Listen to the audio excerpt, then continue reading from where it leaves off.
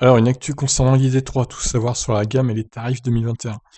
Lancée en fin d'année, la compacte électrique de Volkswagen s'enrichit des versions pure performance et pro. Quels sont leurs prix et caractéristiques? Faisons le point avec cet article de Automobile Propre. Je vous passe l'intro, jusqu'ici limité à la seule config intermédiaire équipée d'une batterie de 58 kWh, la ID3 est désormais proposée dans une version baptisée pure performance, associant une motorisation de 110 kW à une batterie de 45 kWh. Celle-ci se contente de 350 km d'autonomie de WLTP. Proposée dans une unique finition City, elle est la moins chère de la gamme ID3 et débute à partir de 33 890 € hors bonus, donc ça fait 26 890 € pour les particuliers, 28 890 € pour les pros. Un prix au final très proche de la Zoé d'entrée de gamme, donc qui est à 32 500 € hors bonus. Et avec batterie incluse, on précise quand même. En LD, le constructeur annonce également ses tarifs particulièrement agressifs, là où la Zoé s'annonce à partir de 169 € par mois, la compacte allemande est annoncée à 159 € par mois. Un tarif établi sur 37 mois et 30 000 km avec un premier loyer de 11 100 €, ramené à 4 100 € une fois le bonus écologique déduit. Reste que quand même elle a moins d'autonomie, cette ID3 de 45 kWh, elle a environ quasiment 50 km de moins d'autonomie. Elle se rapproche plus de la i208 au niveau de l'autonomie. Alors, une version Pro à moins de 30 000 € bonus déduit, positionnée juste au-dessus de la nouvelle version pure performance au sein de la gamme, la Pro se place comme une solution intermédiaire, animée par un moteur électrique de 107 kW, elle reçoit une batterie de 58 kWh, autorisant jusqu'à 425 km d'autonomie. Le prix de l'ID3 Pro est à peine supérieur à celui de la pure performance. Hors bonus, il débute à partir de 36 390 €, donc 29 390 € une fois l'aide gouvernementale déduite. En LLD, Volkswagen annonce des solutions dès 189 € par mois.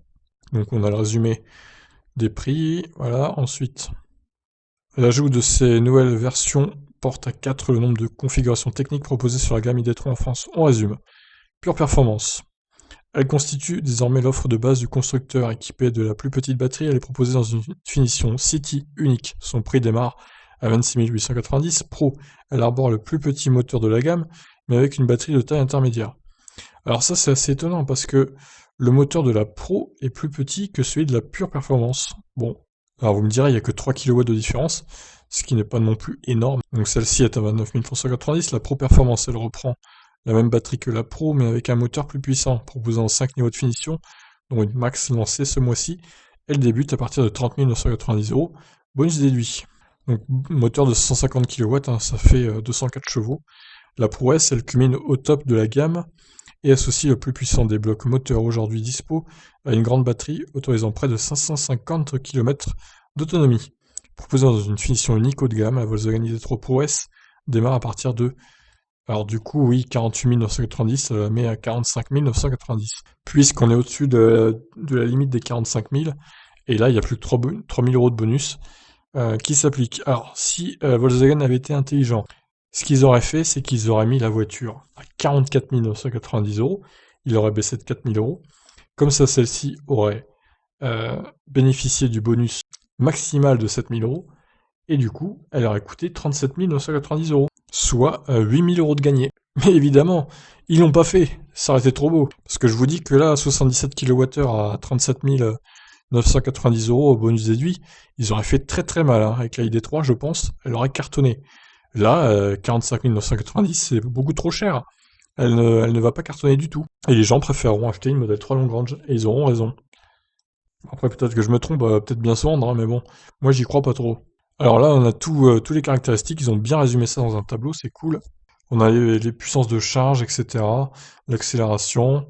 Donc la plus performante globalement des 4, ce sera la Pro Performance avec 7 secondes 3 à 0 à 100.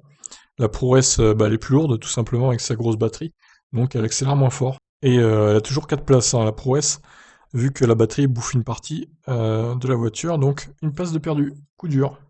A noter que la Pro S se recharge jusqu'à 125 kW également, donc meilleure recharge de toutes les voitures confondues, et même la pure performance se recharge à 100 kW, c'est pas mal.